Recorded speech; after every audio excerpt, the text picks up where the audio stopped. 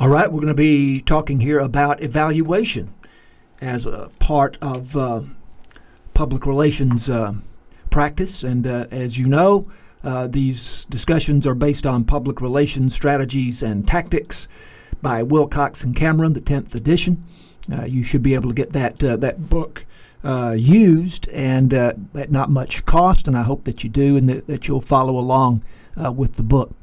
The purpose of evaluation, and here we are coming to the fourth and last step in the public relations process, which uses the acronym of RACE, R-A-C-E, research, action or planning, communication, and finally evaluation, which is what we're talking about now. Evaluation is the measurement of results against established objectives. So did we achieve what we set out to achieve?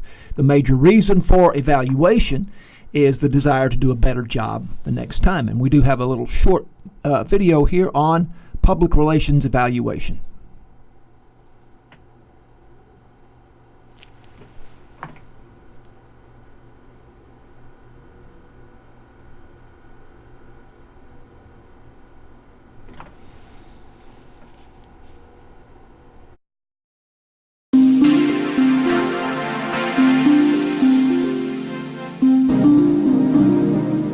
For every communication campaign, you have to have evaluation measures in place. It's really important to check yourself every step of the way to ensure that what you're doing is actually hitting the mark. At the end of the day, your evaluation measures tie back to your objectives, and your evaluation measures are there not to slip you up, but rather to check that what you've been doing up until this point is working. So if, for example, your evaluation measure is how many people are responding on my Facebook page, and by Day 5 you wanted at least 100 responses and you only have 2, you need to check what it is that you're doing wrong and adapt your strategy to ensure that you actually succeed the 100 in 3 days. It's really important to know that evaluation measures are there so that they can be implemented at any time, but it's also a way for you to know whether the money and the time you've spent on a project has actually been worthwhile. This could include things like evaluation forms or polls or chatting directly to your target market to actually find out how much they've got to know your web security company, if that is what you're looking at, over the past week, month, year, for example.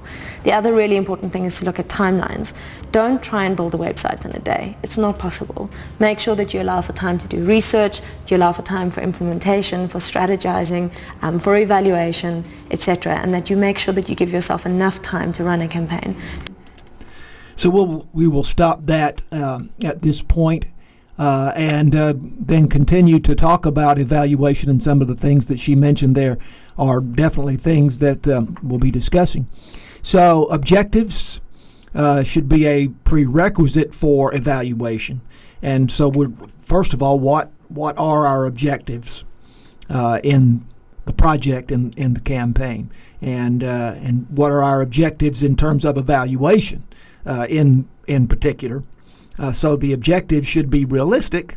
Think about each of these. Realistic, credible, believable, measurable, so we can genuinely have a measure of success, and then compatible with the client's demands, that we are evaluating in such a way that it will be satisfactory and helpful to the client. Planning for evaluation starts in the action or planning stage. So this is not something that you do at the end and you think, oh yeah, we have to do an evaluation, so how are we going to do that? Should be part of the process going all the way back to the second stage, which is the action or the planning stage. If the objective is informational, then the measurement must show how successfully the information was communicated to the target audiences, and we're going to be talking about several ways that can be done. If the objective is to increase sales or market value, it's important to show that the PR efforts, rather than advertising or marketing strategies, caused the increase. So if sales went up, can we show that it was because of PR, public relations, at least to some extent, rather than advertising or marketing? So that needs to be part of the evaluation plan.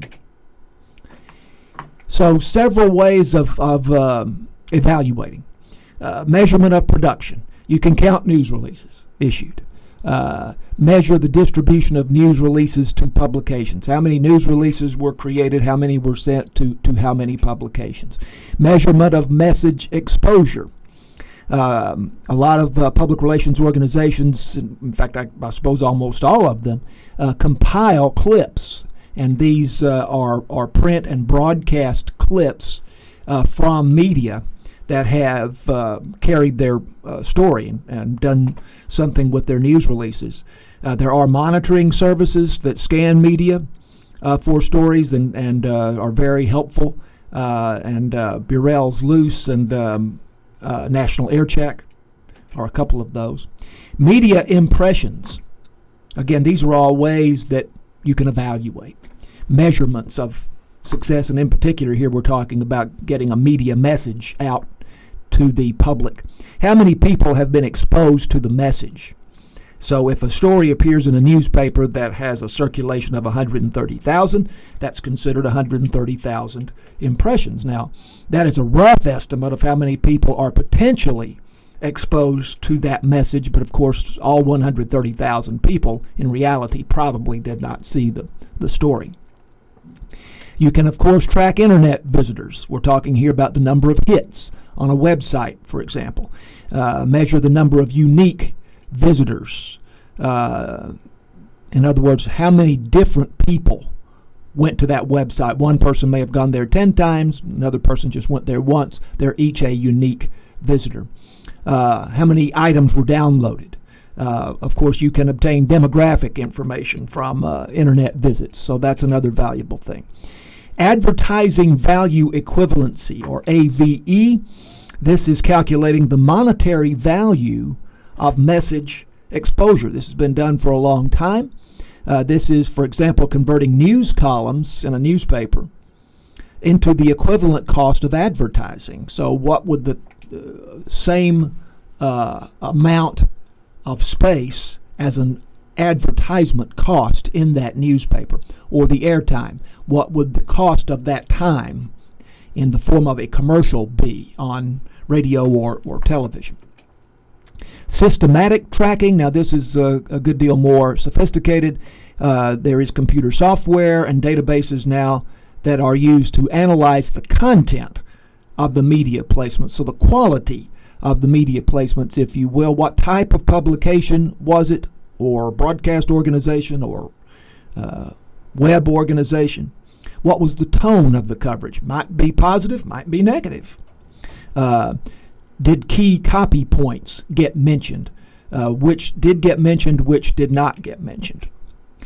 Return on investment is something that is used throughout business and I guess government as well, but primarily business. This is the cost of reaching each member of the audience. So are we getting a good return on investment? Are we getting bang for the buck, so to speak? And the Super Bowl is a great example of this, in that a Super Bowl commercial costs millions of dollars per 30 seconds. The 2020 Super Bowl was $5.5 million per 30 seconds. But the audience is so large, the cost of reaching each person is around a half cent. So we're talking here about the cost per thousand, the cost of reaching 1,000 people. Or you can calculate it, break it down if you want to, the cost of reaching each person. And at that calculation, $5 million may be money well spent. Depends on how many people you are reaching, of course, who those people are. A lot of considerations there, but return on investment is important. Measurement of audience awareness, determining whether the audience actually does become aware of the message, and not only aware but understands the message. And there are ways to do this. A survey of a target audience, so you find a sample of the audience and you do a survey of them and measure did they receive the message and do they understand the message. There's day after recall, contacting, this would be especially true for broadcasting, contacting members of the audience the day after the message aired, for example, maybe the day after a Super Bowl, and see if they remembered the commercial. Measurement of audience attitudes. Here we are trying to measure changes in the audience's perceptions and attitudes, which is very often this is the goal. We're trying to change people's minds.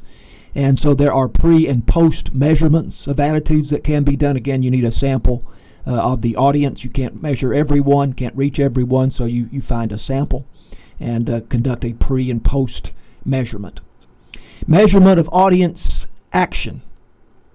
A successful public relations program is not a hefty stack of news stories.